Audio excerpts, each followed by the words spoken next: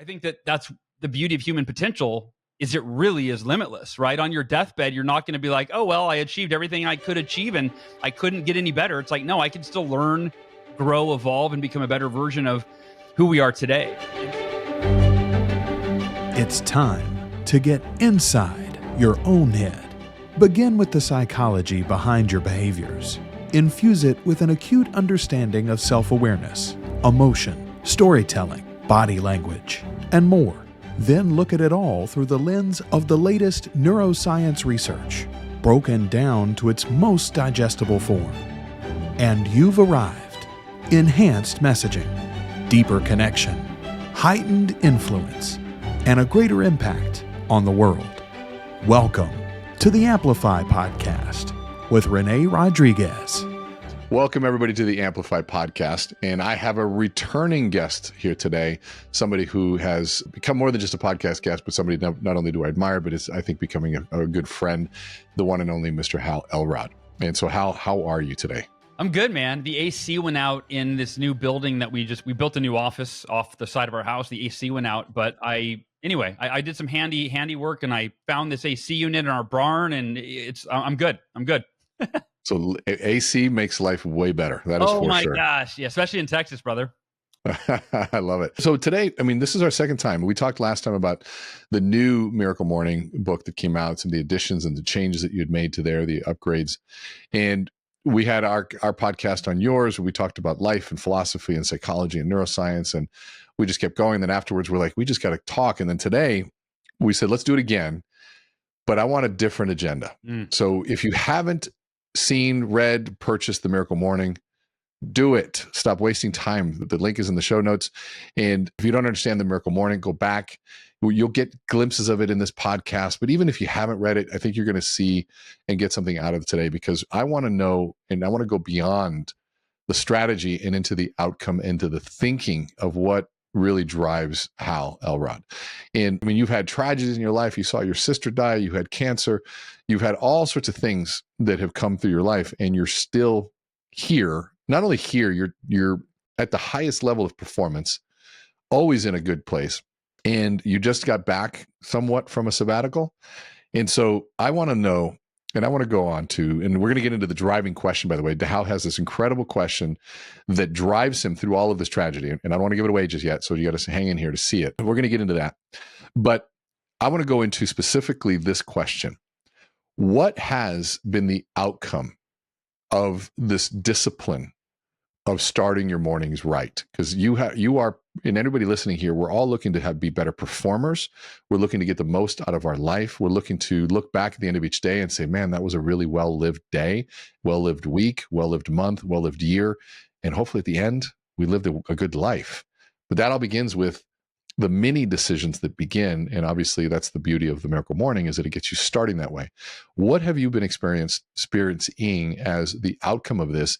And why would you go on sabbatical? Yeah, as far as the outcome, I think that the simplest way to put it is to become the best version of yourself, right? And when I say best, I mean the happiest, most grateful, at peace, excited, disciplined, focused, productive human being that you could possibly be, right? That's the best version of yourself. And nobody's perfect, right? When you talk to even highly successful people like René, I'm sure you and I could both find tons of faults in each other's game, right? Like, oh, you fall short in that area, right? You have discipline in these 4 areas, but in these 3, you don't. So I think that that's the beauty of human potential is it really is limitless, right? On your deathbed, you're not going to be like, oh, well, I achieved everything I could achieve and I couldn't get any better. It's like, no, I can still learn, grow, evolve, and become a better version of who we are today. And so that's the Miracle Morning. The essence is becoming the best version of yourself. For you, why even sabbatical? Because I think and I want to move into sort of pinching and zooming in on best version of ourselves. Now that's a cliched statement, meaning that we hear it so often that we build a callus to that.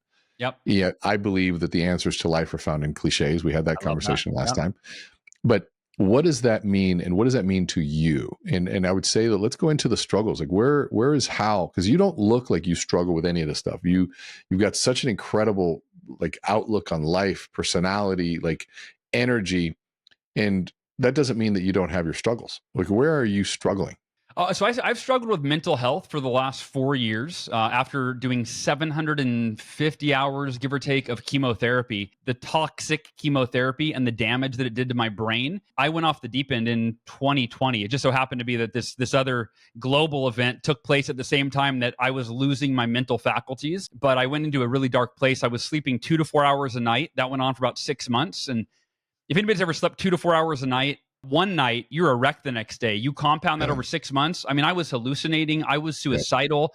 I was doing everything I could, using all the mental tools, the miracle morning, everything I could to combat that. And I would say I'm in a good place now, but I'm still, maybe 70 or 80% of where I was before I started chemotherapy in terms of my mental and emotional well-being. And so going through cancer, and for those that don't know, it was end of 2016, I was diagnosed with a very rare aggressive form of cancer known as acute lymphoblastic leukemia. So it's a blood cancer, and it was shutting down my organs. My heart was failing, my kidneys were failing, my lungs were failing, and the doctors gave me 1 to 3 weeks to live if I didn't start chemotherapy. And I didn't take their I'm not going to trust it. I don't fully trust the Western medical system. There's a lot of money involved there in the decisions that are made. And so I said, let me do my own, research. And I called some of the best holistic oncologists in the country. And they all said the same thing. They said, your organs are shutting down and you will be dead in the next week or two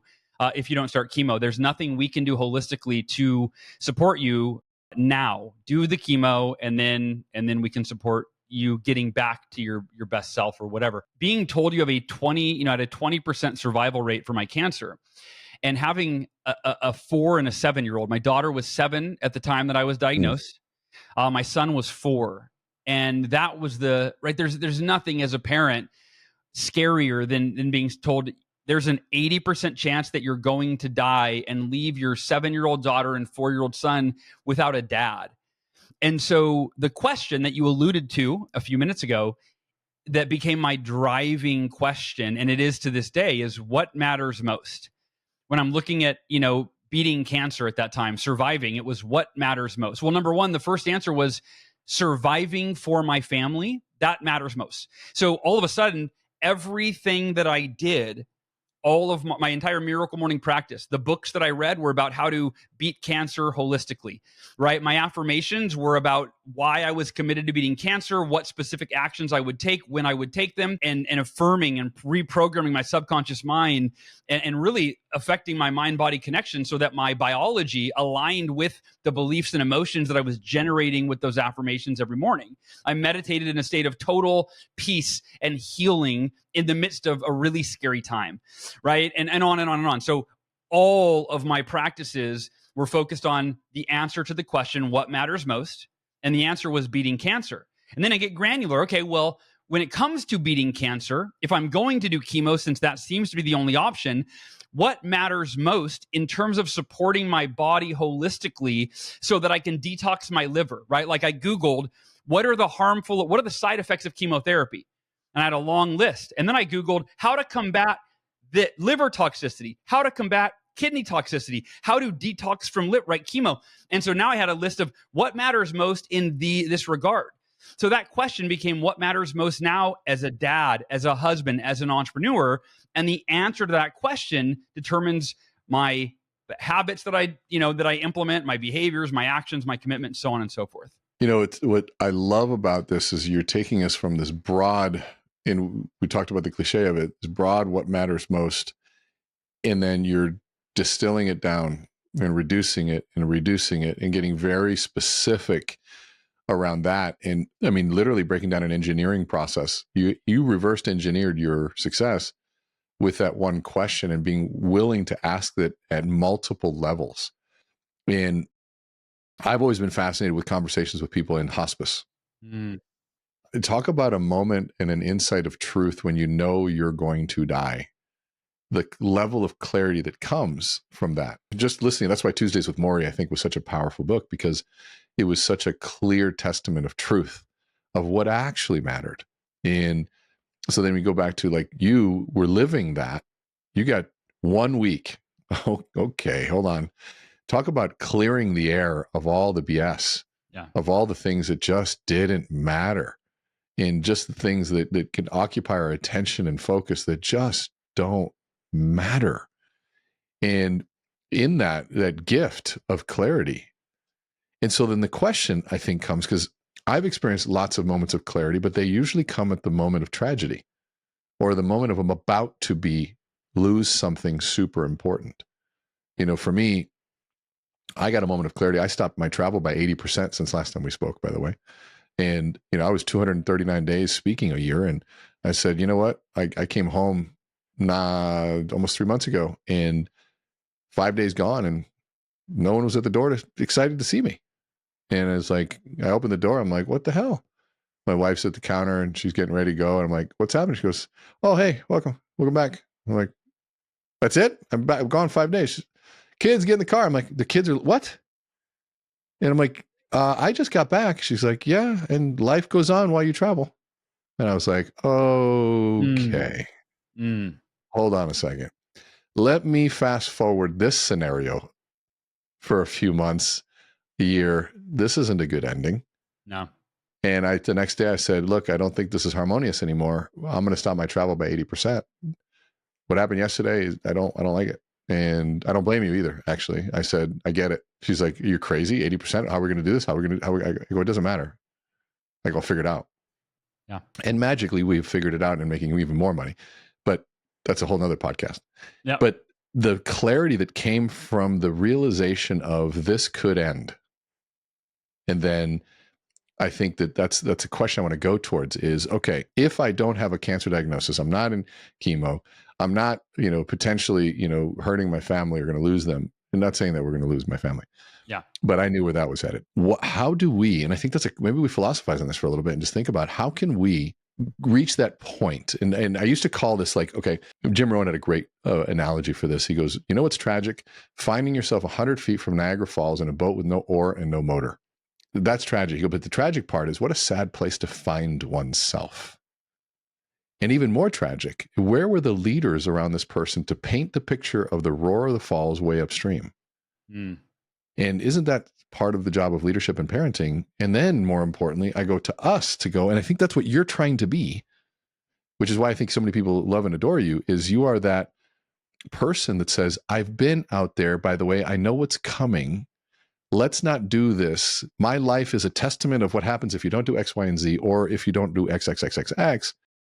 This is what the roar of the falls feels like. Can we make these decisions way before you need to?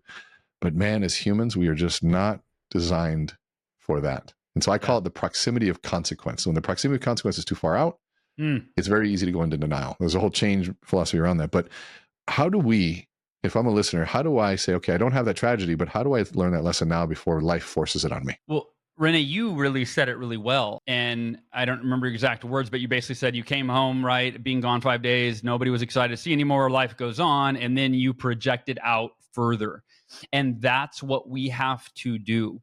Because in the moment, if there, you mentioned the proximity of consequence, right? If you smoke your first cigarette today, you're a long ways away from lung cancer. Right. Yep. Or some other disease or something. Who knows what else is called. You're a long ways away. Second cigarette, first year of cigarette, you're probably fine, right? It might be decades before that happens. But we have to pause and we have to look at our behaviors and go, how is this going to impact me down the road? And that's, our diet, the way we show up for our family. And that was one big wake-up call. You asked, why did I take a sabbatical? One of the wake-up calls I had during cancer was, oh, I'm a workaholic. I work. That's my first. I say that my first priority is family. If anybody asks me, what's your number one priority? I'd say my wife and children. And then if they said, hey, can I see your schedule real quick? I just want to peek at your schedule and see if it's in alignment with what you're, I'd go, oh shit, no, don't look at my schedule, because you're going to see that I work most of the time. And that sometimes, even when there's family time, I work then too. I work in the evening. I work on the weekend, because not intentionally, but, oh, sweetie, I got this deadline and I got to get this book done. And, and I realized that I was a workaholic and that my family was paying the price. And I'll tell you, one of my best friends, I don't know if you've met John Vroman before. Do you know John Vroman, founder of FrontRowDads? Yeah, I always tell everybody, if you're a dad, you got to join FrontRowDads. It's my favorite group that I'm a part of. But we'll add that to the show notes. Do that. John called me when he had the idea for FrontRowDads. And I literally remember where I was at in Austin. I can remember the stretch of highway when I had this phone call from John. And this was like is before I had cancer, I think 2016. And he said, Hal, hey, I think I'm going to start a dad's group. I go, awesome. What's this about? And he said, it just hit me. I forgot what his epiphany, what caused it. He didn't have cancer or anything like that. It was a much smaller, conversation or podcast that he listened to, maybe like this one, something where it's just it's a little nudge, right? Either you listen to the nudge or you get kicked in the face, as they say. But the nudge, he goes, if people ask me what I do, my first answer is always professionally, right? Oh, I'm a speaker. At that time he was a speaker and mostly a speaker. He was a college speaker. And he said, that's my answer. And he said, and then, maybe down the road, it's, oh yeah, and I have a wife and kids and we live in Austin, right? But it's like, I always lead with what's professional. And he said, and I realized every day I'm striving to achieve these professional goals. And then it hit me that at the end of my life and at the end of my kids' life, they're not going to remember nor care how many books I sold or how many speeches I gave or what my speaking fee was or how many mortgage payments I made. He said, they're going to remember how much time I spent with them, how much time I connected with them. And he said, I just realized that my priorities are out of whack, man. And he goes, I'm going to start a dad's group so that I can align my professional life and my professional priorities with being a better dad, which should be, he goes, and I think it is, but it hasn't been, not in real time, my number one priority of being a great dad. And so that's where that seed was planted for me, and I didn't take immediate action. But anyway, so the answer to the question is, why did I take a sabbatical? It's because I've decided I will only work while my kids are in school. That was a cancer commitment, and I haven't been perfect. There have been times where I do have a book deadline, and hey, sweetie, I got to work a little bit later today, but it is, it used to be more often than not, and now it's very rare that I am working. I take my kids to school 2 to 3 days a week. I pick my daughter up 5 days a week. I book in my days with I help my kids. In the morning, I used to delegate getting the kids ready. I'm like, I'm going to go straight from Miracle Morning into the office, and my wife can handle lunches and all that. And then I realized my kids are getting not the best of me, but the rest of me at the end of the day. Now I have an hour from 7 to 8 a.m. That's family time. That's me helping the kids get ready for school and waking them up. And, it used to be reading them stories in the morning and, all of that. Now they're older, they're teenagers. We don't have the same things, but I'm dedicating that first hour in the morning to being with my family, and then another, 40 minutes driving them to school every day. So that's why I did the sabbatical, because I'm committed to only working while my kids are in school. So I take the summers off. Yeah. And if you're listening to this, right, whether it's a shift for your marriage or for your children or for your health, it's worth pausing and spending 10, 20, 30 minutes and journaling and say, if I continue down the path I'm on, and examine each important area of your life, each role that you have, what are the long-term consequences of this? And if they're potentially painful and negative, such as a divorce or kids that won't talk to you or kids that remember dad or mom, they were always working and they rarely ever had time for me. They were always on their phone and they chose their phone over me, right? Or eating this way is going to lead potentially to not good outcomes. Make those shifts now. That's so good, man. I look at that, going back to that piece, and we'll come back to some of the struggles with sabbatical too, because it's not that it's easy, like getting away, and the gray line between workaholism and following your passion is a really confusing area, because there's a passion that we're trying to find, especially in today's grind sort of culture where we're pushing, we're grinding, we're putting everything away, and the fact that there's a spiritual side to work. Work is a very beautiful thing. I think it was 6 days work, 1 day rest, written somewhere in some book. It wasn't 5 days work, 2 days rest. And so there's a spiritual component. I can make an argument that work is a very important part of keeping this world and the creation of what we have going. Yeah. But yet then there's the piece I want to go back to around two elements. One is that future consequence, right? And the executive function of the brain, that CEO prefrontal lobe, its job is a future simulator. And that is the last part of the brain to develop in kids, usually not fully developed to age 25. And I could argue in some adults, not fully developed much at all. Yeah. And it's hard because we're so in this immediate world and we forget to future simulate what's going to happen. And the way the future simulator works is very simple. Like imagine Ben and Jerry's having an ice cream, new one that just came out. It's called Liver and Onions. And like you giggle and laugh because your executive part of the brain went out, created it, took from the past experiences, have you taste it sort of virtually or in your mind, and you reported back, and that was gross. And it happens like this. And that's how that process is constantly going out to the future. And the lower functioning of that is really where it comes down to those decisions where somebody, I get somebody in the audience to say, hey, who's a smoker? Great. What would happen if you keep smoking? They go, I'll die. I say, great. Does that motivate you to stop? They go, no. I say, great. What if I were to lace the next one with cyanide? Would you smoke it? They go, no. Like, you're still smoking. You're still going to die. The only difference is it's happening now. Yeah. So there's that factor of, so how can I envision the now on this to really drive that energy and that dopamine? Really, we need the dopamine to drive us to go do that. And so the other piece here too is like, I had another side of my reasoning for the travel was I did a similar exercise when you said, okay, because you said, look at my family's first priority. Well, look at your calendar. No, don't look at that. There's an ultimate test, which is really fascinating, which is screen time app on your phone. And if you've ever taken a look at the screen time app, that's a scary moment. Yeah. Well, I did that and I almost dropped my phone. Well, you know what? I'm traveling all the time. So 8.5 hours a day on my phone, that makes sense. That's my tool. I'm talking, I'm texting, social media, big following, all the stuff. I can justify it. Well, then there's the little button that lets you look at per app where you spend your time. And that was really hard to see. When I saw 4.5 hours on a social media app in a day, and I was like, well, I must have been flying that day, probably just scrolling. And well, that's still 4.5 hours. And then I looked at another one was 90 minutes. I'm like, well, what is 90 minutes over a month? Well, that's 45 hours in 1 month. That's over 1 week, a full-time job. And I'm like, okay, I can never say I don't have time for X to work out for my kids. I can never say that again. Yeah.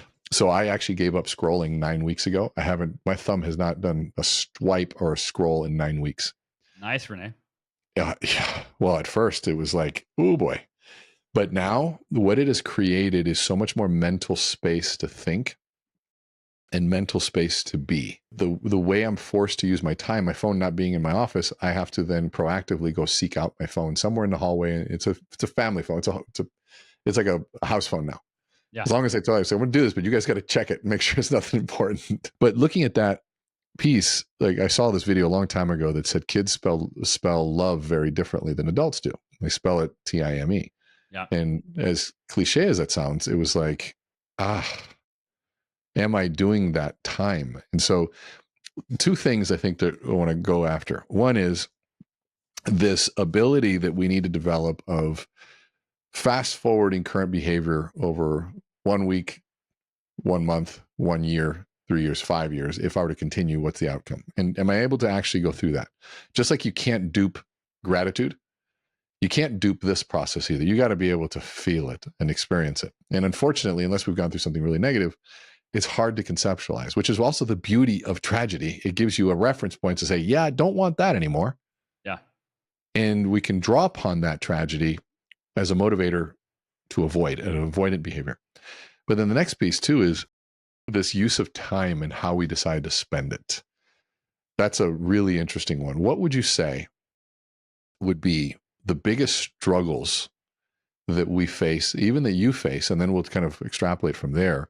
You said this, the sabbatical was still hard. Yeah. Why? I mean, just getting sucked, right? Being a workaholic, getting sucked into the pattern of working and having laid, for example, for me, I had, there's a book that, the Miracle Morning After 50 for people over 50. And that book, it just happened to, when they like sabbatical was about to start and they're like, all right, it's time for, we need this in 2 months. It's like, well, crap. Okay. I guess I got to write every morning, so that became things commitments I had made prior where I didn't clear my schedule enough and not with enough conviction. And at one point, by the way, I did actually just create an autoresponder that said I'm on sabbatical, but it was probably a month into it when I finally was like, I'm getting like a C- at the sabbatical thing. I was still playing with the kids. We had an amazing summer together, but still I'm hoping next year it'll be like, I'll get it down. One thing I wanted to mention, René, address something that you said, which is that work isn't a bad thing, right? Like work is, in many ways, it's our contribution to society. It's our passion. It's living our God-given gifts in contribution of others, right? So work isn't a bad thing. But here's a major distinction that I made when I had cancer is I realized, so I was on a mission when the Miracle Morning, when that book first launched, the biggest I could think was I want to change 1 million lives, sell 1 million copies of the Miracle Morning. And that might take the rest of my life. So I'm going to put that as my mission. And it was change 1 million lives one morning at a time. And it took 6 years, and then we surpassed 1 million copies sold. It was like, okay, well, I got to change. What's the mission now? It's beyond that. And I did a lot of like reverse engineering of what does the Miracle Morning do for people. And I had been talking about how it elevates our consciousness, meaning if you do the Miracle Morning, you're elevating your consciousness, which I would define as you're becoming more aware of how your thoughts, words, and actions impact your life and the people around you. And in doing so, in becoming more aware and elevating your consciousness, you're becoming more intentional. When you become aware, if you're unaware, you're unintentional. If you're more aware, it naturally leads to being more intentional about how your thoughts, words, and actions impact other people. So the mission became to elevate the consciousness of humanity one morning at a time. Here's the point in this. I was placing value on quantity of people that I impacted above the quality of the impact that I made for the people who I impacted. Meaning, I was like, well, I can't spend time with my family today because I'm changing the world. I'm impacting millions of lives.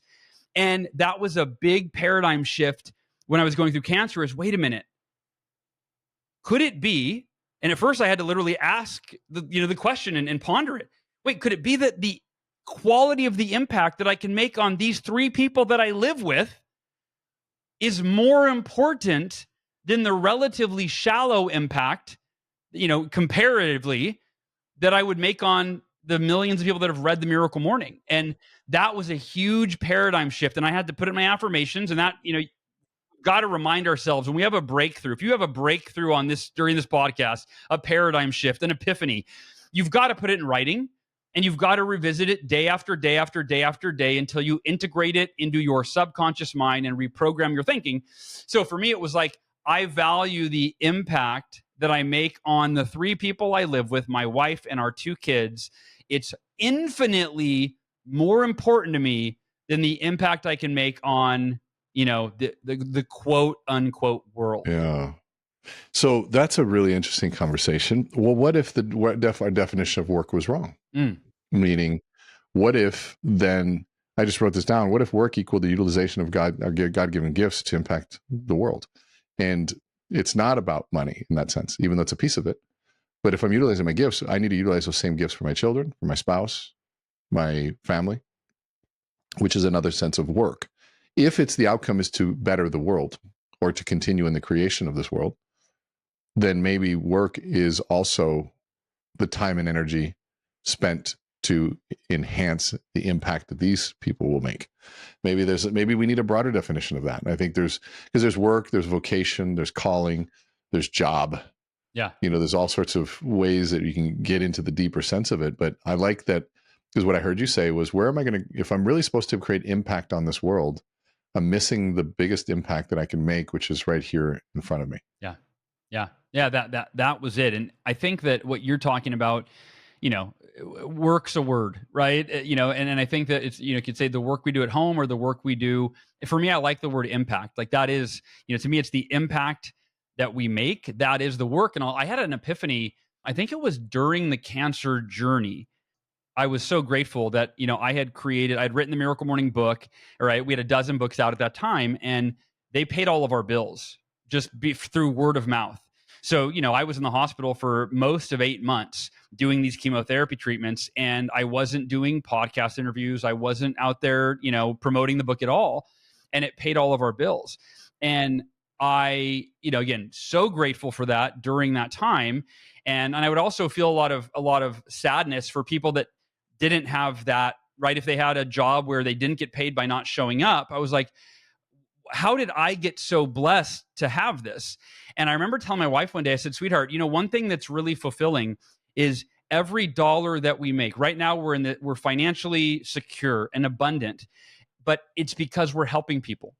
I said, that feels really good to me to think that every dollar that comes in is from someone whose life we are potentially, either making a small impact, or if they're really going deep into their miracle morning practice or whatever, it could be completely life-changing, right? And René, I mean, you can relate. I think you could take that same paradigm and go, wow, yeah, virtually every single dollar that you make, right, isn't just because you're flipping a stock, right? Or, like you figured out how to game the system. You're like, no, I'm actually making real meaningful change for my fellow brothers and sisters, AKA my fellow human beings. I'm helping them. And to me, that is and again, it's, I would never pass judgment on another person. You make money how you make money. But to me, I think that if you can put impact first and then income second, it reminds me of that Zig Ziglar quote, right? You can have everything that you want in life if you help enough other people get what they want. Yeah. I love that. I just Googled work and I got a couple different definitions, which is interesting. Work, activity involving mental or physical effort done in order to achieve a purpose or result. Family can fit under there. Yeah. A task or tasks to be undertaken, something a person or thing has to do. To be engaged in physical or mental activity in order to achieve a result. And then we get into a machine or physical system to work, operate, function, especially properly affected. None of this said anything about money. But a single definition was money. That's really fascinating to me.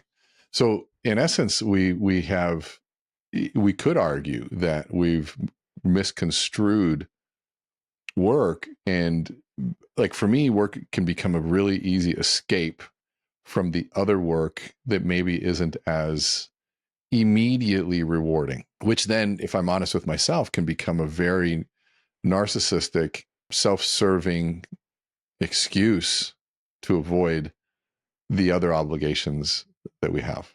Yeah. And can sometimes those be more stressful, right? It's like you often sometimes it's easier to control the variables at work, right? I'm going to make my calls. Whatever your work is, right? And there's not as many variables depending on your profession as at home. And you're like, oh my gosh, this is stressful. This is challenging, Yeah. Oh, I think, this is the conversation I wanted to have, because now I got my brain thinking of saying, well, shoot, maybe we need to really take a look at this definition of work and what it is. But I think that what you're getting me to look at again is, and I'm hoping the listeners are getting this, is that going back to that question of what matters most in fill in the blank, right?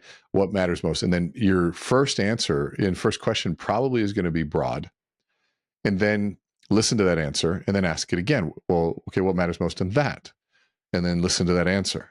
And then, okay, well, what you just said, what matters most in that? And how many levels are you willing to go to reduce it down to this ridiculous lever that if you pull that one lever, there's your domino that rolls on the next bigger domino, that a little bit bigger domino, and it just starts creating this sort of momentum in your life. And I mean, in a lot of ways, isn't that what the Miracle Morning is that reduction down to the simplest, most controllable thing that puts everything else in motion? It's funny that you literally, as you were asking it had entered my mind. I go, yeah, that's the Miracle Morning. It's the one thing that you do in the morning, right? That puts you in a peak physical, mental, emotional, and spiritual state so that you can be at your best for your family, at work, right? In every aspect of your life. Yeah. I mean, right. What matters most? And for me, that Miracle Morning, what are we at? 16 years since I came up with the Miracle Morning in my own life. It was never going to be a book idea. And I do it on average, 6 days a week. I mean, almost every single day, sometimes 7 days a week, but unless I have a date night or I'm up late with the kids on the weekends, I'm doing the Miracle Morning every day. I love that. And I love when truth finds itself in ways of, you go down this other path, and for some reason that path brings you right back to where you were before. And I wasn't planning on coming back to talk. I said, let's not talk about Miracle Morning that much, but there's a truth that sort of keeps finding itself in here of reduction down to the controllable that really sets the tone for everything else. And I think that that's where, if you're listening to this, what I'm hoping is you're asking yourself these tough questions. I hope that you're sitting back and I told one of my kids that I said, we have to eliminate these two detrimental words, which are, I know. That's it. It's like, those two words. Like, yeah, I know. Like, okay. There's a lot of things that I know. That doesn't mean I'm doing. And like, we're looking at a book over here that I read a long time ago from Ram Charan. It says know-how. A lot of know-how.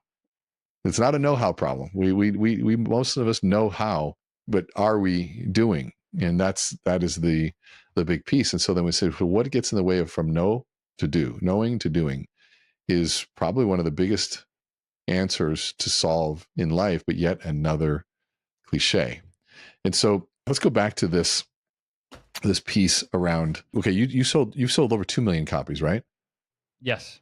This is my own personal question. How long did it take you to sell the first million? 6 years. 6 years. Okay. So that would be 2018 is when we surpassed 1 million. Did it go like slow and then something hit? And that was, I think, Kiyosaki, wasn't it? He was one of the guys that.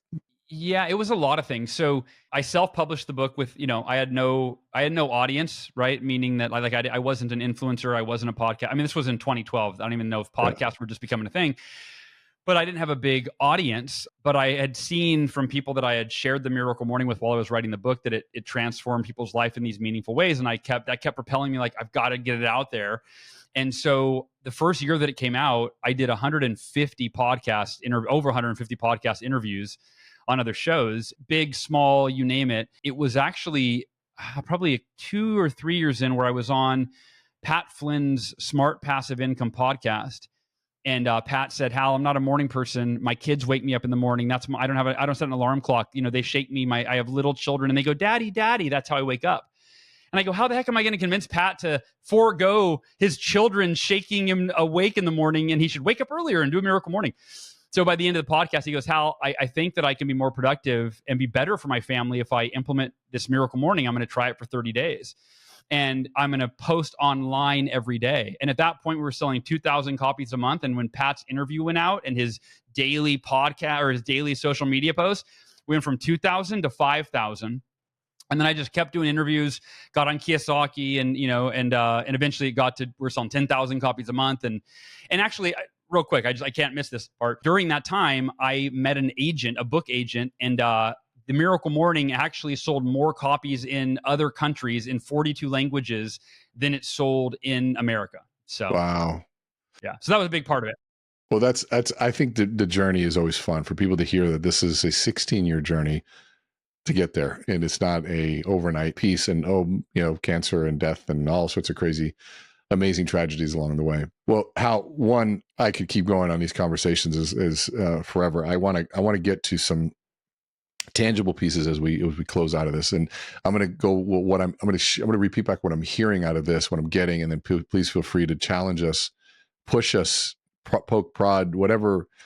Be that beacon from out in the future for us of what we need to do now to avoid to the world. I'm getting out of this that I need to continually reduce and decrease that proximity of perceptual consequence so that I can start thinking about what I need to do now. Yeah, I need to really start thinking about the little levers that are clearly outlined in your Miracle Morning. And by the way, if you're not an affirmation person, I was not, and then I'm talked to Hal and he completely shifted my view on it, because you affirm the activities it takes to manifest something, not what you want to manifest. So you're not going, oh, I'm rich. No, I do this, these, and the affirmations comes in that. That has been life-changing for me. How do I get to distill it down with that question of what matters most, what matters most, what matters most, and have the courage and the discipline to continue to ask that question till I get to the thing that I can go, okay, this I can do right now. What else do we need to be getting out of this conversation as we start ending this? Yeah, I think that that's the great starting place, is asking what matters most in my life, right? From big picture, my health, that's got to be a top priority for everybody, right? My health, because without my health, none of the other things, if you said money, family, kids, whatever, well, without your health, you don't have any of those things. And again, for me, it took cancer to realize, I'm valuing productivity above health. I'm taking these supplements. I'm putting whatever in my body. I was taking Adderall at the time because that helped me be more productive. And I realized I was valuing health above productivity. So what matters most in your life, right? And then to your point, René, distilling it down. And then so that's the first thing. And the second thing is being honest with yourself about your current behaviors and how they are going to impact your life over the long run. If your spouse keeps telling you the same things over and over and over again about how you're showing up, and I've been guilty of this, and it took me a while, and it's ongoing, but where I'm arguing for my side, I'm justifying my behavior to my wife, and then in a moment of meditation, I go, oh, wait a minute. I now see it through her eyes. I see how she and the kids are experiencing me when I do the things she's pointed out. And rather than justify my behavior, I need to actually see me through her eyes and make adjustments, because it doesn't matter of my justification of how I behave. It's how do they feel? How do they experience me? So that's just one example of looking at your life, looking at your behavior, and looking at the potential consequences if you don't change. That's it. And then the last thing I'll say, circling it back to the miracle morning, is, to me, what can you control in your life? You can control who you become every day and how you show up. Those are the when it comes to what matters most for me every day, who do I become? Meaning through my miracle morning, personal development, what do I learn, grow? How do I become a better version of the person I was the day before? And then how do I take becoming that better version of myself? And then how do I make sure I show up at my best with my wife every day, with my kids every day, and in my work every single day? I love that. I think that the piece there that I want to walk away with here is that true, honest self-assessment, where you set the ego aside and you ask yourself the question. It could be any question. Am I good? Am I a good person? Looking in the mirror at the edge of your bed, no ego. Did I do good today? There's a powerful question. I think somebody asked themselves that question at the end of the day when they created something big. Was it good? And I think that self-reflection question but that really honest look at, was I a good person today? Did I truly fulfill in what I did? Was I there for my kids? Have I been a good spouse? Have I been a good husband? Have I been a good wife? Have I been a good father, mother? Am I a good employee? Am I a good client? Am I good? Those questions, if you allow that question to sink deep, and you can allow that honest, egoless response, can be really insightful. To me, honestly, I also listen to haters, and in a different way. I go, what might they be saying that others are too scared to tell me? Yeah. Yeah. Is there a nugget of truth in all of this? And I have made and some of my social media posts have gone viral and in those you get some people that are just making fun of your suits and making fun of, I get people say I look like a big thumb, and and that I should iron my suits more. I'm like, they don't know that I was on my 6th city in that same, and those suits were in the same bag. But I was like, I should probably get like a portable steamer. That's actually a really good idea, and take a couple more minutes just to get that cleaned up. Thanks guys. That's actually really good. And it became kind of an interesting conversation. But I think that if we open ourselves up and we let our ego go, I think the world is trying to tell us where the opportunities are. And even ourselves, we're trying to tell. But we drown out the messages in social media, in the search for dopamine, in the constant seeking of validation, or the likes and the follows, or the work, whatever convenient reason that is unconsciously driving us not looking at the sense of who we are and maybe what the world is trying to tell us. If there's something being repeated, if somebody that you love is telling you, I always tell you this, you don't listen, I told you this 100 times, maybe they're not using the best tactic. So what if you were to give them grace and saying, what if the tactic didn't matter? What are they saying? Ooh, I don't know if I like it. Well, that doesn't mean you have to accept it all, but is there something in it? That might be interesting exercise to do. I don't suggest you telling the world that you're doing that, because you might invite some other people to take advantage of it. But that's a conversation with you and yourself. That's what I'm getting out of this. Hal, you're a gift to all of us, man. Every time we talk, I love it. I'm so glad that your book is continuing to do well. It needs to be in everyone's hands. If you are listening to this, please follow Hal on Instagram. Please follow him on all social channels. Please go get the book. The link is in the chat. Stop wasting, and you're going to regret it. It's going to be one of those things you just need to do. It is so simple and executable. And please follow, like, share, all the things. Hal, thank you. Any last words you want to say as we sign off here? Thank you, René, and thank you to everybody that is listening. And if you're going through a tough time right now, just remember that it is temporary. You've been in difficult situations before, and there is a light at the end of the tunnel, right? Wake up every day, just do the best that you can, and know that difficult times do not last, but powerful people do, and you are a powerful person. I love it. There's so much truth in there. We've all been through difficult times that are not happening anymore, but in the time it was happening, it felt like it was forever. That's it. Try to remember that. Keep surrounding yourself with good people like Mr. Hal Elrod. And if you're listening, please, if you enjoyed this, like, follow, subscribe, share all of the wonderful things. Make sure you follow Hal, buy his book. And let's continue having a great conversation, my friend. Thank you for coming back on. And we will talk to you soon.